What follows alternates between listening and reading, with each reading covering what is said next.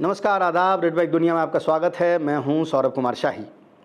Civil aviation, नागरिक उड्डयन की जब भी चर्चा होती है तो दो नाम जहन में आते हैं, अमेरिका का बोइंग और यूरोप का एयरबस।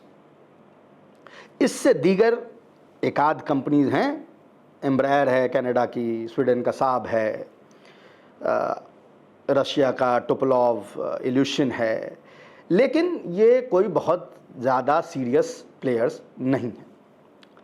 इनफैक्ट अगर आप दुनिया के टोटल सिविल एविएशन मार्केट को देखेंगे तो आप पाएंगे कि ये जो दो कंपनी हैं, यानी बोइंग और एयरबस जो हैं, ये दोनों मिला के ओवर 95% इनका मार्केट शेयर है।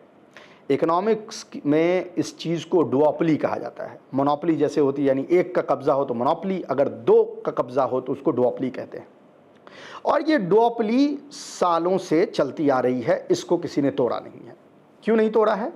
क्योंकि सिविलियन एयरप्लेन बनाना दुनिया के कुछ सबसे मुश्किल कामों में से एक है। प्लेन का एक एक पार्ट, एक छोटा हिस्सा एरोप्लेन का इतना इंपॉर्टेंट है कि कहते हैं कि जब तक 100% पार्ट उसके अवेलेबल ना हो तब तक प्लेन नहीं चल सकती। यानी 99.99% भी नहीं, 100%, एक प्लेन का 100% पार्ट अवेलेबल होना चाहिए। ये इतना मुश्किल एक बैरियर है, एक हर्डल है कि इस कारण से दुनिया के तमाम डेवलप्ड कंट्रीज भी इस मकाम तक नहीं पहुंच पाए हैं। लेकिन इस हफ्ते इसमें एक बड़ा बदलाव देखा गया। अमेरिका और यूरोप की डुओपली, बोइंग और एयरबस की इस डुओपली को चाइना ने तोड़ दिया है। चाइना की सरकारी कंपनी कोमैक, उनका एक नैरो बॉडीड प्लेन C919, जो कि पिछले 3 सालों से चाइना के अंदर उड़ान भर रहा था, कई रूट्स पे वो जा रहा था, कई सिटीज़ को वो सर्व कर रहा था, उसने पहली इंटरनेशनल कमर्शियल फ्लाइट जो है वो शुरू की। बुधवार की रात को ये फ्लाइट बीजिंग से उड़ के पड़ोस के देश मंगोलिया की राजधानी उलानबाटर में चंगेज़ खां इंटरनेशनल एयरपोर्ट पे इसने लैंड किया, उड़ने के 1 घंटे 40 मिनट के बाद, और उसके बाद उसने वहाँ से रिटर्न फ्लाइट भी की। इसके बाद C919 इंटरनेशनल रूट पे उड़ने वाली तीसरी सबसे बड़ी कंपनी बन गई। तो क्या ये मामला आज का वीडियो इसी पे है? किस तरीके से ये प्लेन इस डुओपली को तोड़ने की कोशिश कर रहा है, क्या क्या इसने अचीव किए हैं, क्या मुश्किलात पेश आई हैं और क्या हर्डल्स अभी रहते हैं।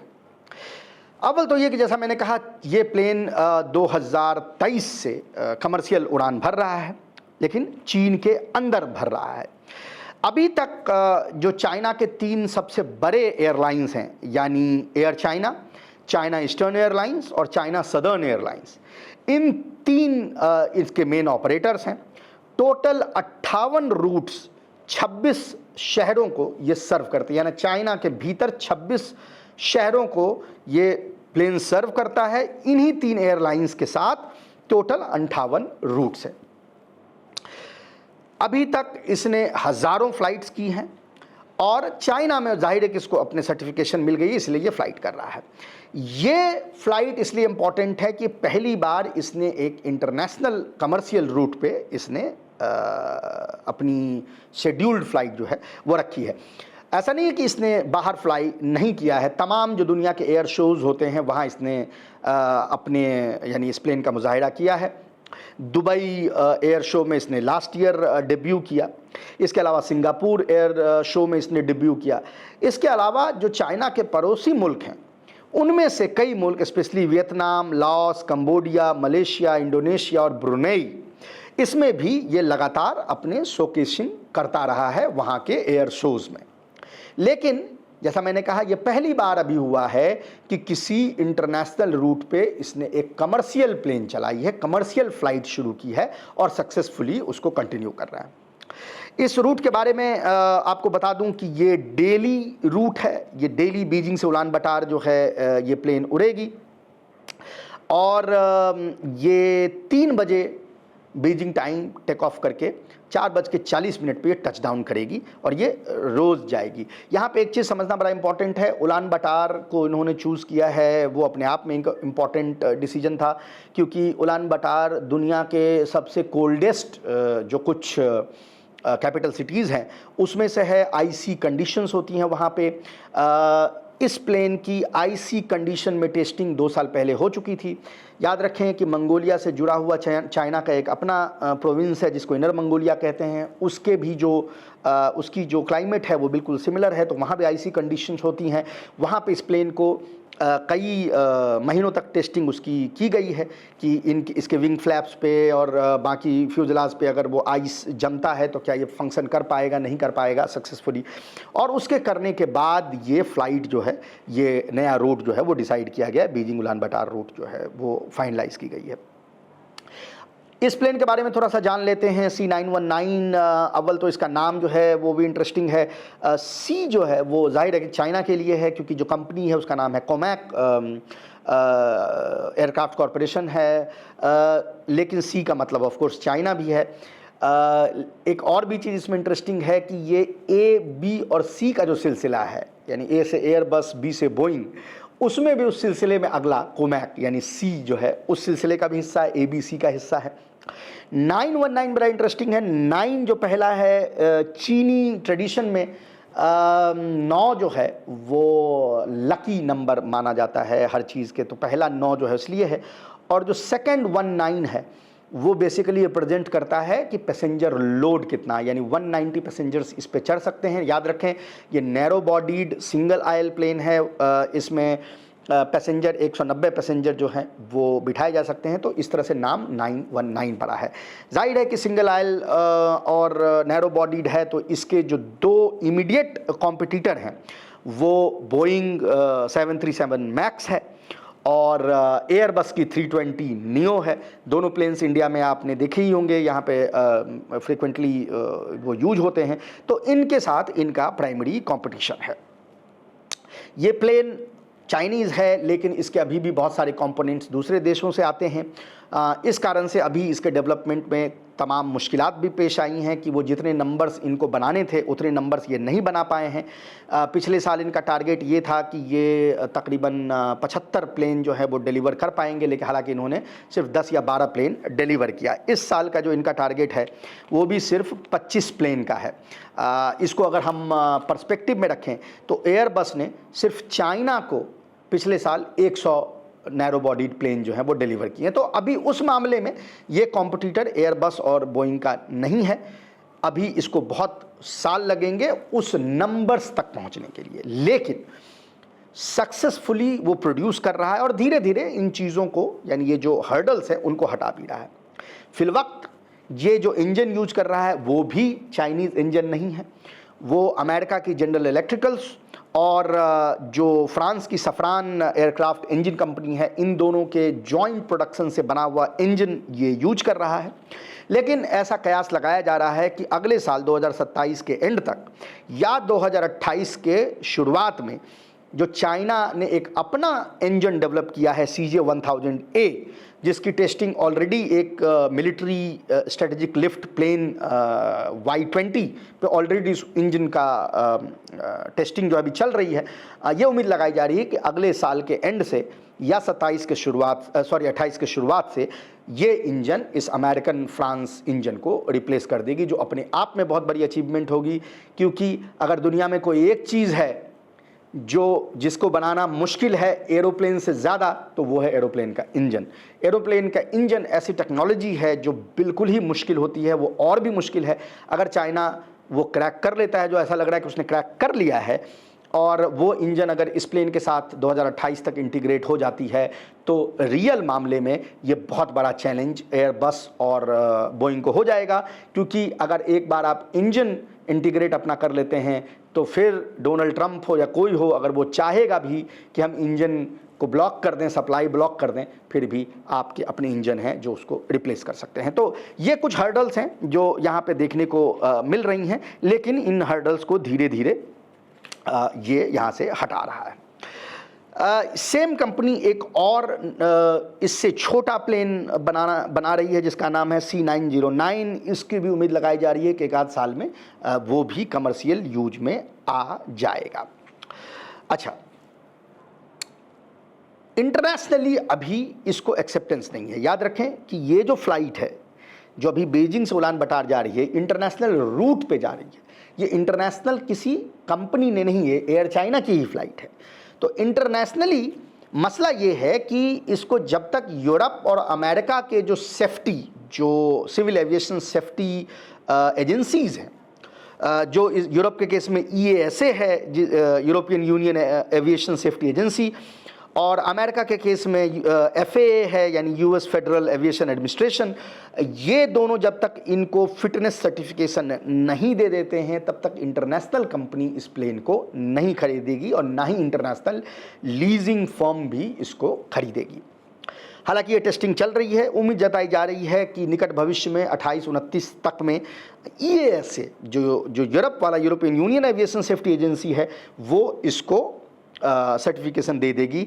और बड़ा स्ट्रिंजेंट प्रोसेस है। मैं आपको बस एक एग्जांपल दे दूं जिससे आपको अंदाज़ा हो जाएगा कितना स्ट्रिंजेंट प्रोसेस है कि जब एयरबस या बोइंग कोई नया प्लेन बनाता है तो 6 महीने के अंदर में मोटा मोटी उसको ये सर्टिफिकेशन मिल जाती है और 3000 घंटे की फ्लाइंग आवर्स के बाद सर्टिफिकेशन उनको मिल जाता है। लेकिन चूंकि ये प्लेन चाइना का है और यूरोप जो एजेंसी है वो ये कहती है कि आपकी चूंकि पहली प्लेन है तो आपको ज़्यादा स्ट्रिंजेंट स्टैंडर्ड्स पे हम टेस्ट करेंगे। तो जहाँ पर एक बोइंग को और एक एयरबस के प्लेन को 3000 घंटे के टेस्टिंग पे सर्टिफिकेशन मिल जा रही थी, इस प्लेन को लगभग 4200 से 4500 घंटे की टेस्टिंग के बाद ही सर्टिफिकेशन मिलेगा। जहां उनकी सर्टिफिकेशन 6 महीने से 1 साल में मिल जा रही थी, इसको 8 से 9 साल लग जाएंगे सर्टिफिकेशन मिलने में।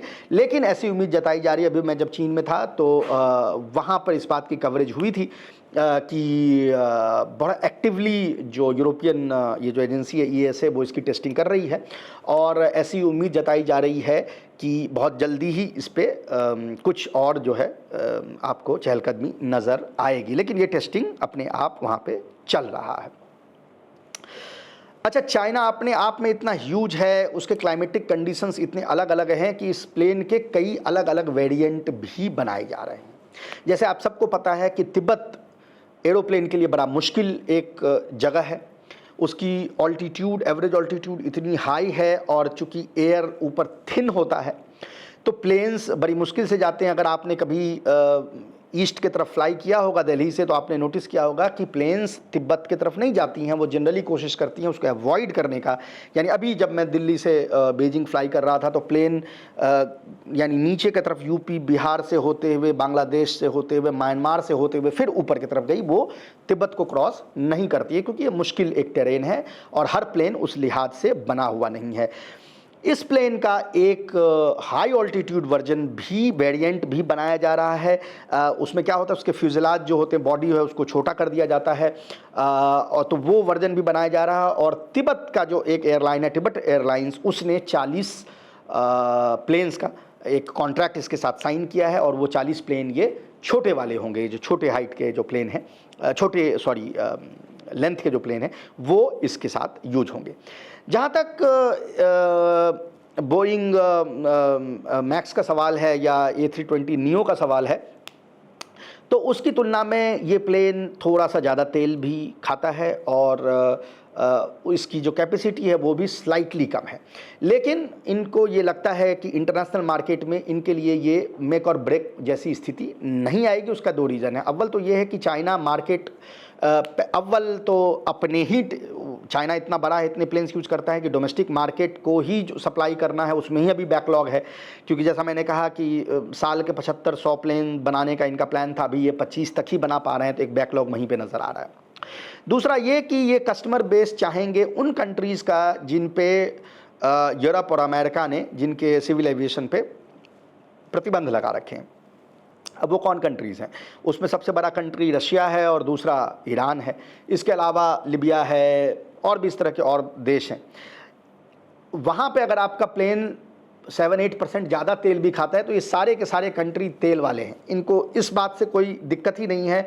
अगर उनके पास ऑप्शन है कि तेल ज़्यादा खाते हुए भी उनको एक सेफ प्लेन मिले और उनको पुराने अमेरिकी प्लेन यूज ना करने पड़े जिससे कि उनका बार बार वो क्रैश होते रहते हैं, तो वो इमीडिएटली इसके तरफ शिफ्ट हो जाएंगे और ये बड़ा मार्केट ईरान और रशिया इनके लिए बनने वाला है। तो इंटरनेशनल मार्केट इनके लिए खुला हुआ है। साथ ही साउथ ईस्ट एशिया के जो बहुत सारे कंट्रीज़ हैं, स्पेशली ब्रुनई का एक एयरलाइन है जो ये कह रहा है कि वो यूरोपियन सर्टिफिकेशन का इंतज़ार नहीं करेगा और जो चाइनीज़ सर्टिफिकेशन है उसी के मद्देनज़र वो अपने यानी इसको प्लेन को ख़रीदेगा और अपने रूट पे स्टार्ट करेगा। हालांकि अभी तक वो शुरू हुआ नहीं है।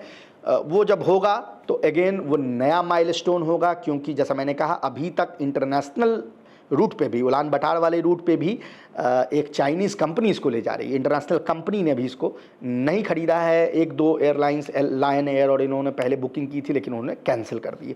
तो वो भी जब होता है तो एक बड़ा माइलस्टोन होगा और ये उम्मीद जताई जा रही है कि आइंदा, अभी तो नहीं, 1 साल 2 साल में तो नहीं, लेकिन 5 साल 10 साल के बाद ऐसी नौबत आएगी कि ये एयरबस और बोइंग का जो डुओपली है, जो अमेरिका यूरोप का डुओपली है नागरिक उड्डयन में, सिविल एविएशन में, उसको चीनी तोड़ देंगे। और वो जब जो हम बात करते हैं दुनिया में एक नए ऑर्डर की, जिसमें चाइना का राइज हो रहा है और वेस्ट का डिक्लाइन हो रहा है, मुझे लगता है कि जब ये होगा, जिस दिन ये कमर्शियल प्लेन इनके डुओपली को तोड़ेगी, मेरे ख्याल से ताबूत में एक बहुत बड़े कील की तरह काम करेगी। अभी के लिए इतना ही। हम आपसे फिर मिलेंगे किसी और इशू पे। तब तक के लिए नमस्कार।